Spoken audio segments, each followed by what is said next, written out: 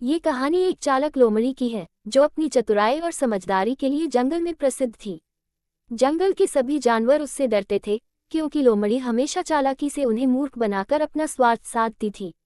लेकिन एक दिन ऐसा कुछ हुआ जिसने न केवल लोमड़ी को सबक सिखाया बल्कि पूरे जंगल को भी एक महत्वपूर्ण सीख दी। तारांकन चतुर लोमड़ी की शुरुआत। तारांकन तारांकन लोमड़ी का नाम चंदा था और वह अपनी चतुराई से हमेशा दूसरों को फंसाने के लिए जानी जाती थी। उसका प्रिय शिकार थे जंगल के भोले भाले जानवर जैसे खरगोश, चूहा और कबूतर। वह हमेशा कोई नई योजना बनाती थी और जानवरों को अपने जाल में फंसाकर उनका भोजन हड़प लेती थी। एक बार की बात है जब चंदा ने देखा कि जंगल में खाने की कमी हो गई है। बारिश न होने के कारण पेड़ पौधे सूख गए थे और जानवरों को भोजन मिलना मुश्किल हो गया था।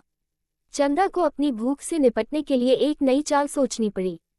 उसने सोचा क्यों न इस बार कुछ बड़ा शिकार किया जाए, और उसकी नज़र गई जंगल के राजा शेर पर। तारांकन लोमड़ी की चालाक योजना। तारांकन तारांकन चंदा को पता था कि शेर बलवान है और उसे सीधे तौर पर शिकार करना संभव नहीं है, इसलिए उसने एक चाल सोची। वह शेर के पास गई और बहुत ही मासूमियत से कहा, महाराज, मैंने सुना है कि जंगल के जानवर आपसे बहुत नाराज हैं। वे अब आपको जंगल का राजा मानने के लिए तैयार नहीं हैं।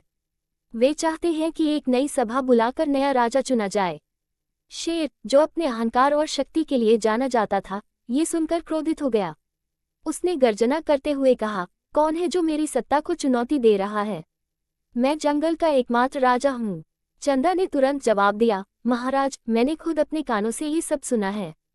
जानवर कहते हैं कि आप अब बूढ़े हो गए हैं और आपकी शक्ति खत्म हो चुकी है। वे आपको राजा नहीं मानते। शेर का गुस्सा और बढ़ गया। उसने कहा, मुझे उन सभी जानवरों को बुलाओ, मैं खुद उनसे मिलूंगा और उन्हें सबक सिखाऊंगा। चंदा ने अपनी योजना के अनुसार कहा, महाराज, एक सभा बुलानी होगी जहां सभी जानवर आपको मिलकर अपनी राय बताएंगे, लेकिन आपको वहां धैर्य और समझदारी से काम लेना होगा। तारांकन सभा की तैयारी। तारांकन तारांकन चंदा ने शेर को आश्वस्त कर दिया कि वह सभा बुलाने की जिम्मेदारी लेगी। उसने सभी जानवरों को बताया कि शेर से मिलने के लिए एक बड़ी सभा हो रही है और वहां सभी को शेर से सावधानीपूर्वक बात करनी होगी। लेकिन अंदर ही अंदर चंदा की योजना कुछ और थी। वह चाहती थी कि शेर को किसी तरह फंसाया जाए और उसकी ताकत को खत्म किया जाए ताकि आगे वह खुद जंगल पर शासन कर सके। सभा के दिन सभी जानवर एकत्र हुए। शेर अपने सिंहासन पर बैठा, लेकिन वह अभी भी चंदा की बातों से चिंतित था। चंदा ने कहा, महाराज, आज यहाँ सभी जानवर इकट्ठा हुए हैं। वे आपसे कुछ महत्वपूर्ण कहना चाहते हैं। तारांकन लोमड़ी की चाल उल्टी पड़ गई। तारांकन तारांकन सभा शुरू हुई और चंदा ने सभी जानवरों को शेर से अपनी समस्याएं बताने के लिए उकसाया। जानवर डर रहे थे, लेकिन चंदा की चतुराई के कारण वे धीरे धीरे अपने विचार प्रकट करने लगे।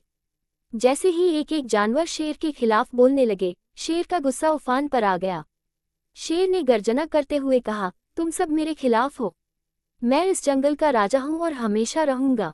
वह इतना क्रोधित हो गया कि उसने तुरंत हमला करने की योजना बनाई। लेकिन तभी कुछ ऐसा हुआ जिसकी उम्मीद चंदा ने नहीं की थी। जंगल के बुजुर्ग हाथी ने सभा में हस्तक्षेप किया और कहा, महाराज, हम आपसे नाराज नहीं हैं, लेकिन हम ये चाहते हैं कि जंगल में शांति और न्याय बना रहे। हमें आपके संरक्षण की जरूरत है, लेकिन आपकी शक्ति का दुरुपयोग हमें डराता है। हाथी की बातें सुनकर सभी जानवर एकजुट हो गए और शेर को समझाने लगे कि उनके दिलों में डर नहीं, बल्कि सम्मान होना चाहिए। तारांकन चतुर लोमड़ी की हार। तारांकन तारांकन चंदा, जो अपने मन में शेर और जानवरों के बीच फूट डालने की योजना बना रही थी, अब देख रही थी कि जानवर और शेर एकजुट हो रहे हैं। उसकी सारी चालें नाकाम हो गईं। शेर ने यह भी महसूस किया कि चंदा की बातें उसे भड़काने के लिए थीं। उसने समझदारी से काम लिया और सभी जानवरों से माफी मांगी। शेर ने चंदा की चाल को समझते हुए कहा, तुमने मुझे और जंगल के जानवरों को धोखा देने की कोशिश की है, लेकिन अब मैं समझ गया हूं कि एक राजा को केवल बल से नहीं, बल्कि समझदारी और न्याय से राज करना चाहिए। इसके बाद शेर ने घोषणा की कि वह जंगल में नए नियम बनाएगा ताकि सभी जानवर सुरक्षित और खुशहाल रहें। चंदा का चेहरा उतर गया। उसकी चालाकी अब उसके ही खिलाफ हो गई थी। शेर ने उसे चेतावनी दी कि अगर वह दोबारा ऐसी कोई चाल चलेगी तो उसे जंगल से निकाल दिया जाएगा। तारांकन कहानी से सीख। तारांकन तारांकन इस घटना के बाद चंदा ने कभी भी किसी को धोखा देने की कोशिश नहीं की। वह समझ गई कि चालाकी से दूसरों को फंसाने से कुछ भी हासिल नहीं होता, बल्कि ईमानदारी और सहयोग से ही सही रास्ता मिलता है। दोस्तों, अगर आपको मेरी कहानी पसंद आए हो तो मेरे चैनल को लाइक और सब्सक्राइब कीजिए। इस कहानी से यह सीखने को मिलता है कि चाहे हम कितने भी चालाक क्यों न हों, सच्चाई और ईमानदारी का महत्व सबसे ऊपर होता है। चालाकी से शॉर्टकट लेना कभी भी स्थायी सफलता नहीं दिला सकता।